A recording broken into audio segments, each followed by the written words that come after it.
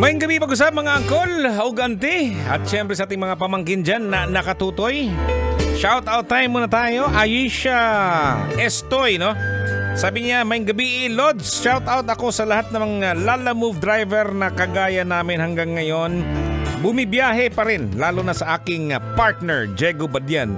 Kinig lang sa mitoy, kay walay load. Okay lang yan, basta na nakatutoy lang permanente ha. Jenny Ann Sawadan, sabi niya dito, shout out Sir Totoy Bato. Nakikinig po kami every night ni Habi from Bangged Abra. Gaganda kasi played music niyo po. God bless po. Salamat ng marami. Ayan no. Salamat din sa iyong pagtutoy. Diyan sa may Fairview no, sa may SM Farview po. Ayan, salamat Belfast Canteen at sa mga kasamahan ni Marichu Panoga. Yan, maraming salamat sa always nakaabang po sa atin dito sa ating programa. Ayan, hindi lang yan, si Ryan Chona Rayos del Sol, no? Nakikinig din sa atin lagi yan. Salamat po ng marami. Si Den sa Avedra, ayan, maraming salamat din. Alright, pinag-usapan po natin mga kabisyo ay tungkol sa mga memories po sa mga nakatira sa boarding houses. Ayan, kung ikaw ba nung nag-aaral ka siguro, nakatira ka sa boarding house o kaya ngayon, no? Boarding house ka rin, no? Yawards, no? May mga disadvantages din mga kabisyo at saka advantages po mga kabisyo kapag kayo po'y nakatira dyan. Depende lang po niyan kung paano nyo i-handle yung sarili ninyo. Ayan. Yawards, no? Kailangan pa bang i-memorize yan? Basic, ang kagandahan, anytime pwede kang makaalis. Diba? Pag sarili mong bahay, medyo mahirap eh. Hindi basta-basta ka makaalis. Kay malusian ka skigol sa pag-ibig. Pambihira. Kung aalis ka rin naman, pag sa boarding house, mabilis lang po yan mga kabisyo kasi kakausapin mo lang yung may-ari. Tapos pag matrona, panay, sabay pakyot.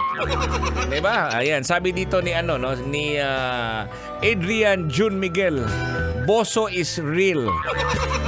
Ganun ba yun? Maraming buslot. Edmar Castañares, gilusi ang kigol sa Pikas Kwarto Call. Yan ang mga nakikita mo din. Virgie sa Sutil, sabi, kinakain yung pagkain mo, kaya pagising mo, wala ka nang kainin, ha.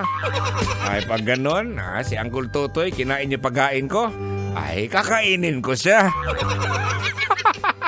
Mula ulo hanggang paa, Yawards, oh. Sabi ni Ronald Araneta, sabay kumain, sabay maligo. Uy! Magpakurog. Ay, nako. Pero alam mo yung mga kabisyo, no? Ayan, okay lang po yan, no? Sa mga kabisyo po natin na kahit saan man kayo nakatira ngayon. Mabahay nyo ba yan? At saka yung boarding house, no? Isa pa rin ang masasabi ko, no? Habang kayo'y nakatira dyan, habang ikaw ay nakatira dyan, ay dapat panatiliin pa rin natin na magiging malinis, ha? Malinis. At syempre kung pwede lang, no, tahimik din, no? Kasi mahirap na pag may kaaway ka dyan sa boarding house mo. Baka aabangan ka tuwing madaling araw kaya anong oras ka, no? Yun yung pakikisama, no?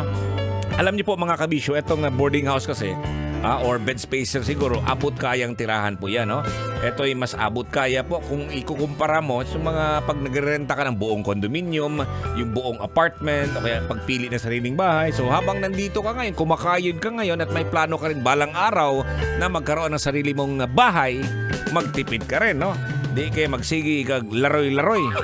Oo, porket nandyan ka lang sa boarding house, daming magyaya sa'yo, ay labas, sweldo day ngayon, Yawards, labas tayo, tara, inom umayta. Di ba? Hindi, wag gano'n, dapat din magtabi tayo para balang araw, kailangan pa bang i-memorize yan? Meron ka rin sarili mong bahay at magkakaroon ka rin ng sarili mong pamilya. Ayan, no? Marami pong salamat mga kabisyo. Hanggang bukas na po tayo magsama-sama. Alas 9 po ng gabi hanggang 12 midnight. At dito lang sa Love Radio 90.7. Mamayang alas 5 ng madaling araw, makakasama niyo ulit si Uncle Dagol at saka si Tanya Chinita. Dito lang yan sa Love Radio 90.7. Mayang gabi, kabisyo. Kailangan pa bang i-memorize yan? Love Radio Basic!